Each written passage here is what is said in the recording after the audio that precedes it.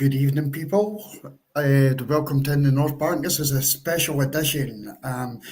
We've decided to have a bit of fun in the North Bank, where we're going to create an Arsenal dream transfer window. And this week I have my podcast brother, Richard. How are you, my bro? Very good. And yourself? I'm good, bro. I'm good. I really love making content like this. I think it's enjoyable, and it kind of gives you an insight into how hard it is to do a sporting director's job, I guess, to try and create. So, Richard, what we're trying to do today, or what you're going to try and do today, is build a squad capable of winning a quadruple.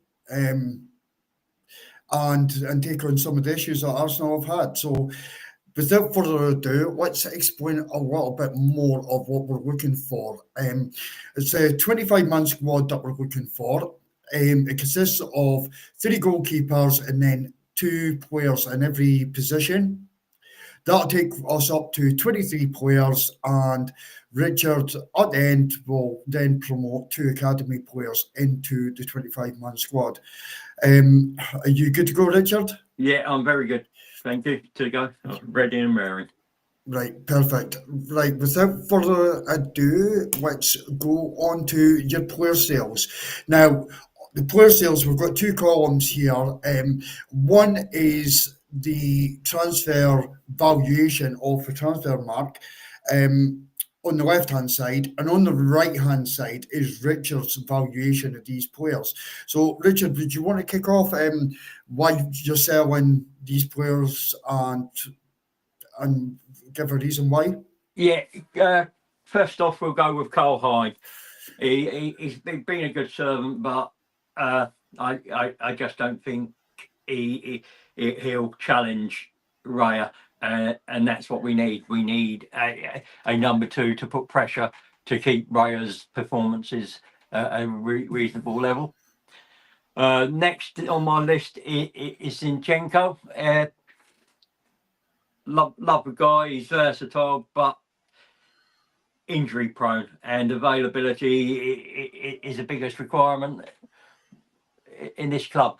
Same with the next. Well, sorry, just can I ask you a question on Zinchenko? Transfermarkt put him down at a valuation of 22 million, and you put 25 million there. Realistically, Richard, can you see Arsenal being able to achieve a 25 million pound valuation on Zinchenko? I'm going off the fact that Berta is a very shrewd and very hard negotiator. I think he could get an extra squeeze of an extra 3 million out of that. If I said 28, I think that is totally unrealistic. But to get an extra 3 million out, and that might be with add-ons like appearances and etc. But they'd be achievable add-ons. So I'm quite willing to expect Berta to get, because he's a decent player and he's a quality player. It's just for us, he's had injuries that have meant he's become unreliable. Yeah, no, fair enough, mate. Fair enough. Do you want to continue with the rest of the squad? Yeah, the same with the next player. I love to bits. I think he's probably one of the best one-on-one defenders in the club, but Tommy Asu. And it's exactly the same reason as Zinchenko. He's just not fit enough, and that is where I am with him. And again, it's fitness is a key, isn't it? Yep. Okay. Next. Jacob Kivior, wouldn't want to get rid of him, but he's got a taste of first team football.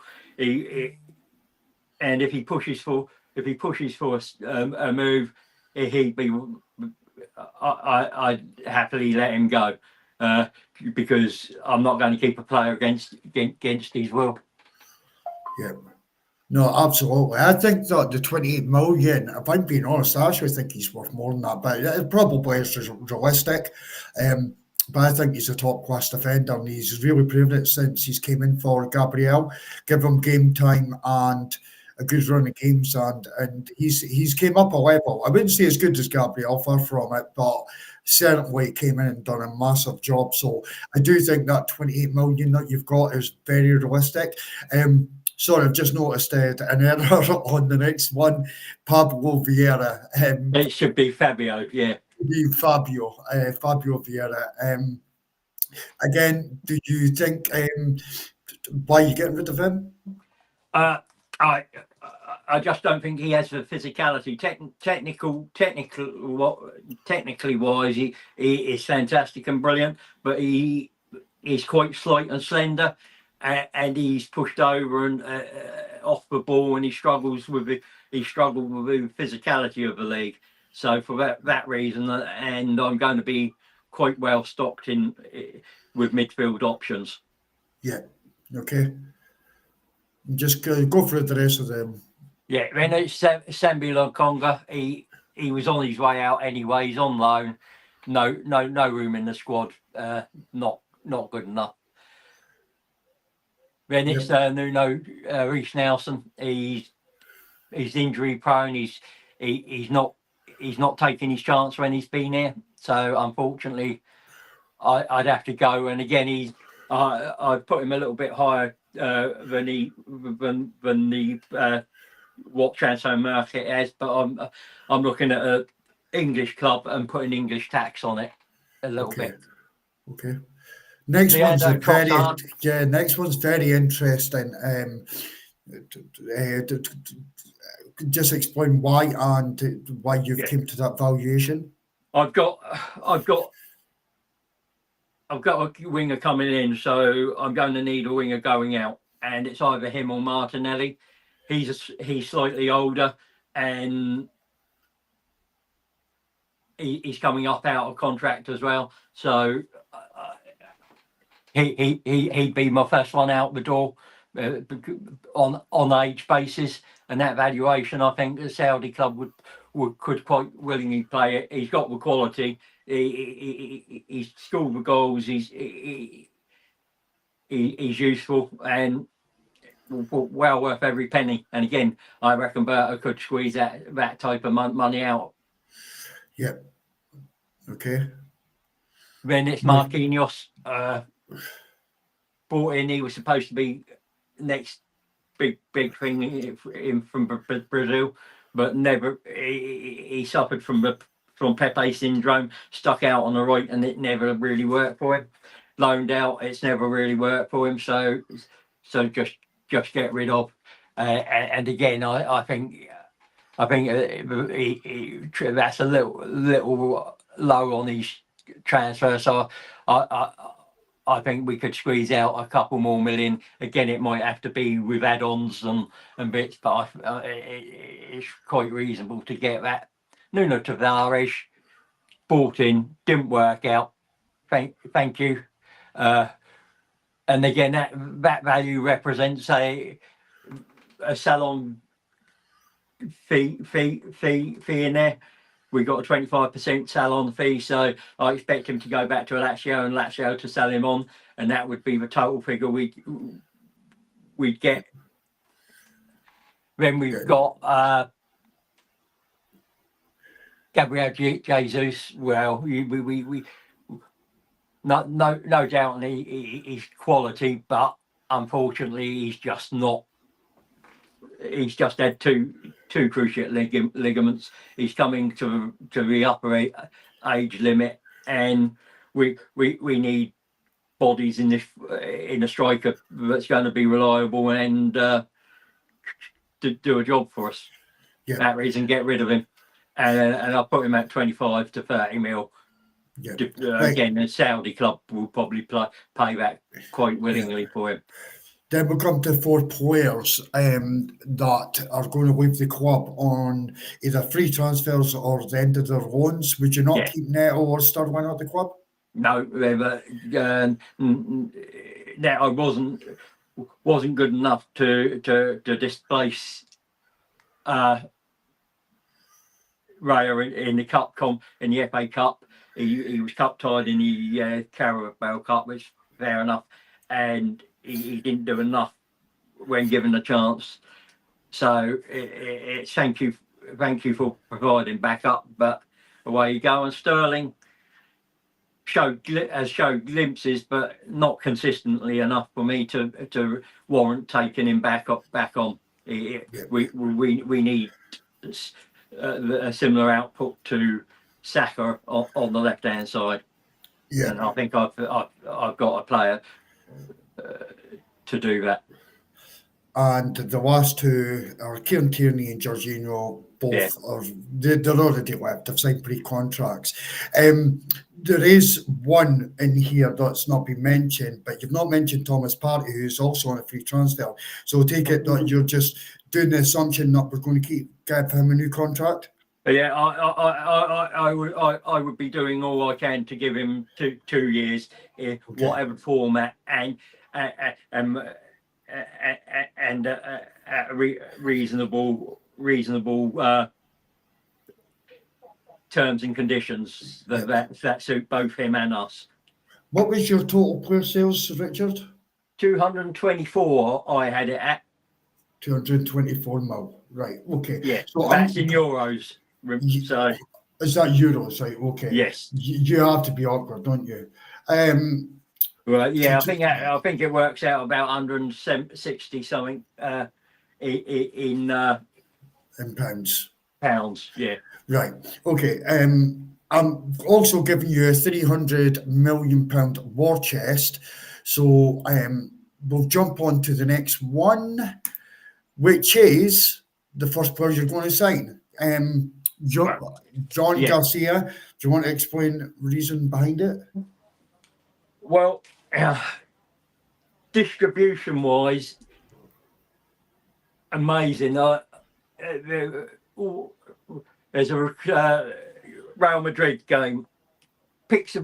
Collects the ball. He throws it out. He sets the Deportivo player away straight through on Real Madrid goal, and the player misses the goal. But he's got that distribution, very similar with kicks as well. Similar to Raya. He's got a similar save percentage to Raya. So that suggests he's a good shot stopper. He's punching. He punches the ball at crosses and bits and pieces, but maybe that's because the defense around him isn't so good. He can collect high balls, but I haven't seen him do too much of that. But there is limited footage, and he's only really had 2.5 seasons as first choice goalkeeper at Espanyol. But what I have seen has impressed me. Perfect. Right, we're going to. So and you've got a valuation of 20 million on him. Yes, that's there's a release clause of 20 million, but I think we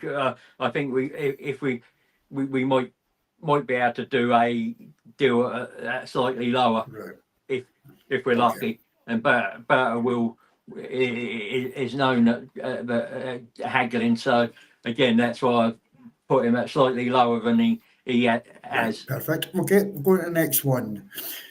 Dean Huijsen, defender from Bournemouth, got a release clause of 50 million.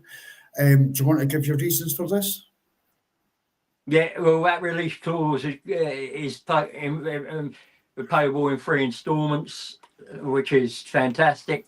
We centre back, we need cover in that area because we've got to rest Saliba if you want to challenge for 4. He's technically gifted. He's good in the air. He's got a good passing range. And he's one for a future. He's younger than Saliba, so you've got that progression side of it as well. No, absolutely. I love the kid. I think he's going to be the next big thing. So I kind of agree with that one. Okay, moving on to the next one. Joel Hatto. He's I've got him as left back. He's centre back, but can play left back, and he's an Ajax player. Again, he is extremely good on the ball. He's got the technique. He's defensively technically sound, and at that sort of price, as cover for Lewis Skelly or to play when Lewis Skelly is injured or suspended. I think it's a no-brainer that you got two players pushing each other, and you've got decent cover. He's a top class player. There's no doubt of that. On to your next one. One of the best defensive midfielders out there, top 5 in the world, I think. Him and Rodri for Spain dominated. His passing range is beautiful. I'm in the middle of watching for a scouting report for him, and he doesn't seem to do too much, but he's always scanning. He's always checking where the threats is, and when that opportunity to come in is there, he'll step in, get the ball and get it away. And as I said, his passing range is fantastic. We've already had Here We Go from Fabrizio, so could you see this being the first signing of the summer? I think this will be the first signing of the summer. I expect this one to be done within the first week of the transfer window opening. It's exciting times. I like him. I do like him. Yeah. Moving on to your next one, which I find kind of interesting, if I'm being honest. Yeah, well, we've been linked with Cunha. We've been linked with Williams. Williams is highly unrealistic given these the wages. But I was looking for a winger I could put out on the left wing that would produce numbers that matched sort of Saka on the other side, and it was between him and Rodrigo, and Leao's slightly cheaper than Rodrigo, and I think possibly slightly easier to get than Rodrigo. Yep, not. I think he's got 17 goal contributions in the Italian Scudetto, and he's got another like, and that's in 30 odd games, and he's got another sort of 6 or 7 in all other competitions. So that's about 23 and 50 odd games, which isn't bad. As I said, 16 goal contributions in the Italian league, which is pretty decent because it's considered one of the best defensive leagues out there. No, so definitely. That's why. Definitely. On to your next one, which is an eye raiser. Yeah. He's a free transfer, so I think if you offered around about 40 million, that signing on fee, and everything to bring his wages up to what he's earning at Man City. He's won everything he can in the game with Man City. He's quality. You're bringing him in as backup, and if you want to turn the game on its head, and I think it's a no-brainer for a free transfer. I agree wholeheartedly. On to your last one. Loads of strikers out there, but if you might as well go for best in class, and Isaac's best in class. I think 150 million Newcastle would really be hard not to accept that, because they've still got PSR. Even if they get Champions League, they're still not going to be able to, and they can do lots of that 150 50 million. They could go and get a Gyökeres and still have money to spare for other places. So I try and break the bank for him. He will score goals. He'll make goals out of nothing, and I think he's the difference between us lifting trophies and not lifting trophies. Multiple trophies. I can't say too much because I've obviously built my team as well, and yeah, I agree with everything that you're saying. Okay, so you get to spend the money. So all in, I put pounds rather than euros, and you maybe put euros. I've got you spending 370, but when you take away the player sales, it brings it to very realistic, around about £200 million spent. If you achieve the player sales, would you? Yeah, I had it at 420 million euros, which is about 370 million pounds, and I had a net spend of 194 million euros, which is about 170 million pounds, which I think is a realistic. And what that also does is it gives you an emergency fund to fall back on if you get catastrophic injuries. That means one area of the pitch you've got to go out in the winter to sort. No, absolutely. Right, we'll talk about your 23-man squad. You don't have to break down the each player because we've just done that. But if you just go through your 23-man squad, your starting lineup, who's going to be back up, and then we could talk about your 2 academy players, bro. Yeah, so Raya is my number 1 keeper with Garcia, the cup keeper.